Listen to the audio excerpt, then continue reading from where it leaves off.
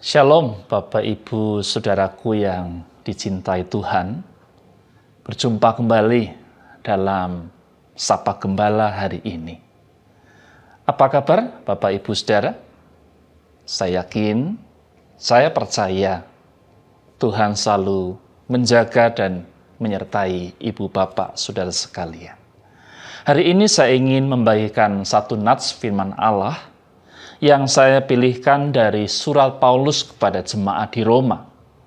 Pada pasalnya yang ke-13 ayat 11 yang saya bacakan demikian. Hal ini harus kamu lakukan, karena kamu mengetahui keadaan waktu sekarang, yaitu bahwa saatnya telah tiba bagi kamu untuk bangun dari tidur. Sebab sekarang keselamatan sudah lebih dekat bagi kita daripada waktu kita menjadi percaya. Nats yang singkat ini saya akan berikan satu tema perenungan melihat dari sisi yang berbeda. Bapak Ibu Saudara, sebuah cermin dan kaca pada sebuah jendela merupakan dua benda yang sama sekaligus berbeda. Sama dalam arti keduanya terbuat dari materi yang sama dan juga memiliki sifat yang sama. Baik cermin maupun kaca jendela itu sifatnya rapuh dan mudah pecah.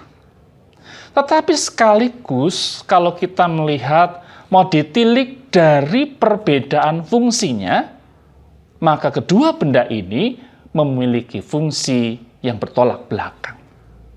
Cermin, Bapak Ibu tentu tahu, dia berfungsi untuk melihat diri kita.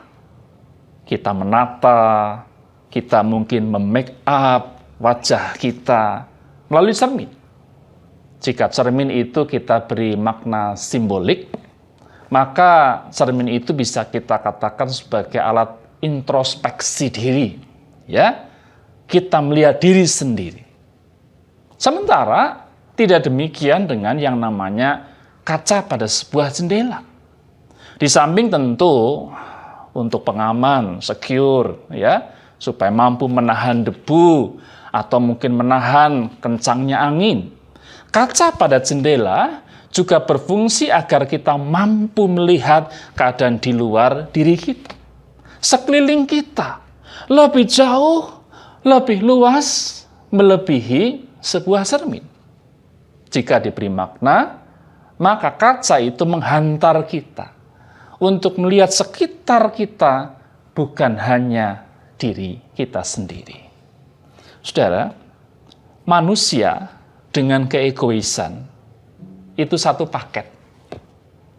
Tidak pernah lepas dalam hidup manusia tanpa keegoisan. Satu sisi mungkin kita akan katakan, ya itu wajar.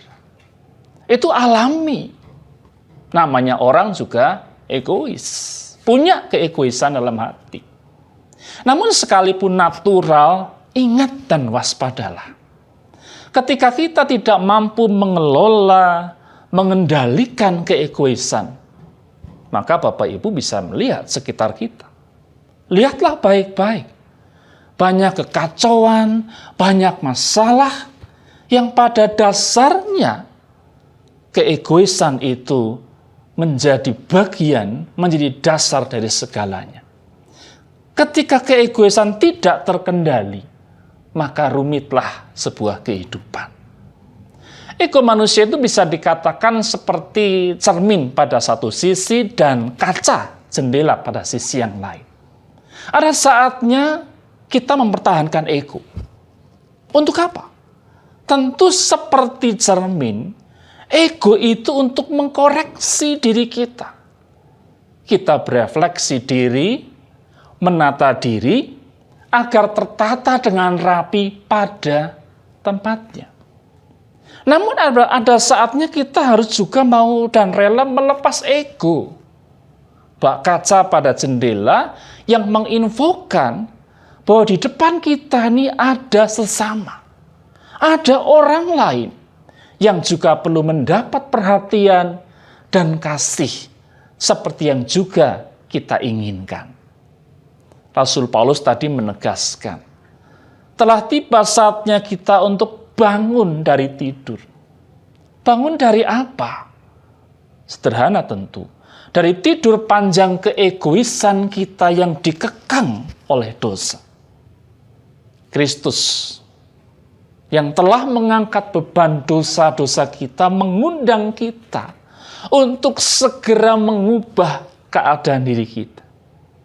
Jika semula dosa mengundang kita untuk lebih concern, melihat diri lebih utama, memuja diri, maka Kristus sesungguhnya mengundang kita untuk lebih jauh melihat sekitar kita, melihat sesama kita, membenahi dan melihat hidup dari sisi yang berbeda.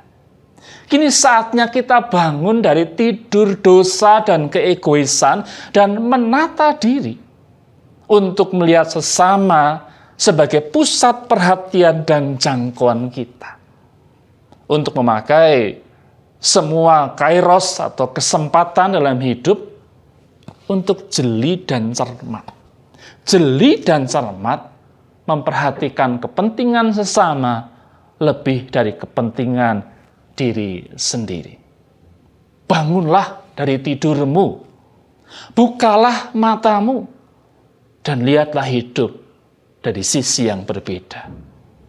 Jika hari ini pandemi masih terus melanda, maka jika dicermati dari sisi baik dan berita baiknya, maka sesungguhnya ada pesan hikmat yang mau dibawa. Ayo jangan perlakukan hatimu, jangan perlakukan egomu bak cermin. Yang penting aku sehat kok. Yang penting aku tidak terpapar kok. Yang penting aku baik-baik saja, usahaku lancar. Peduli amat apakah orang mau terpapar, itu urusan mereka. Yang penting aku baik-baik saja. Tentu hari ini kita diminta untuk membuka hati seperti jendela kaca kita dan melihat orang lain sebagai bagian yang juga harus kita jaga melalui hidup kita.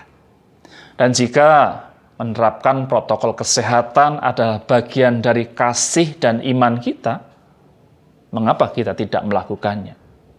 Maka bangunlah dari tidur panjang ego kita, dan mari buka jendela kehidupan, agar masing-masing dapat melihat ada sesama yang membutuhkan kasih Allah.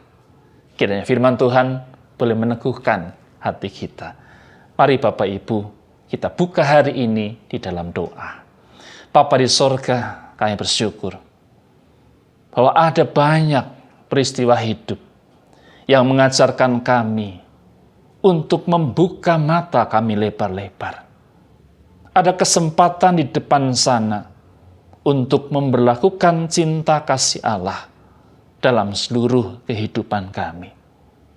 Tuhan, di tengah kehidupan yang tidak mudah, biarlah kami tetap boleh melihat setiap kesempatan yang ada untuk memberikan cinta kasih-Mu dalam hidup sesama.